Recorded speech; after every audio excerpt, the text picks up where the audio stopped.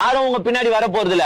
நீங்க கெத்தா ஸ்டைலா நான் சீன் போடணும், கூட்டம் கூடணும், என்ன பாக்கணும், என்ன ரசிக்கணும், நான் இங்க இருந்து அங்க போறதுக்கு ஒரு 5 ஹவர் ஆகணும். அப்பதான் வந்து நியூஸ் சேனல்ல என்ன பத்தி பேசுவாங்க. இப்படி பண்ணா கேள்விகள் வரதானே செய்யும். ஆமா ஆமா, தாவேகா தலைவர் விஜய் அவர்கள் இப்பதான் முதலா சினிமா துறைக்குள்ள வர்றாரு. அதனால தன்னோட முகத்தை எல்லா மக்கள்கிட்டையும் காட்டணும், நாம பிரபலம் ஆகணும்னு நினைச்சுக்கிட்டு எல்லா சேனலுக்கும் முகத்தை காட்டிக்கிட்டு இருக்காரு. அப்படித்தானே? இந்த கேள்வி நீங்க யாருக்கிட்ட கேட்கணும்?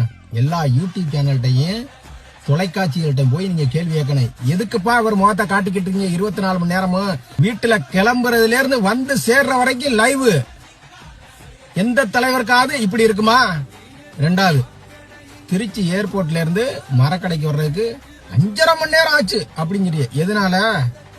ஒருவேளை டயர் எல்லாம் பஞ்சரா போய் ஸ்டெப்னி எல்லாம் மாத்தி வர்றதுக்கு 5.5 மணி நேரம் ஆயிருக்கும்னு நினைக்கிறேன். யோசிச்சு பாருங்க முண்டா கிளப்பைகளா, எதனால 5.5 மணி நேரம் ஆனதுன்னு.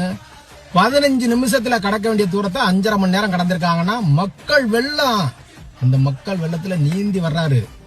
வேஸ்டா ஏதாவது பேசாம பிரயோஜனமா ஏதாவது பேசுங்க முண்டா கிளப்பைகளா.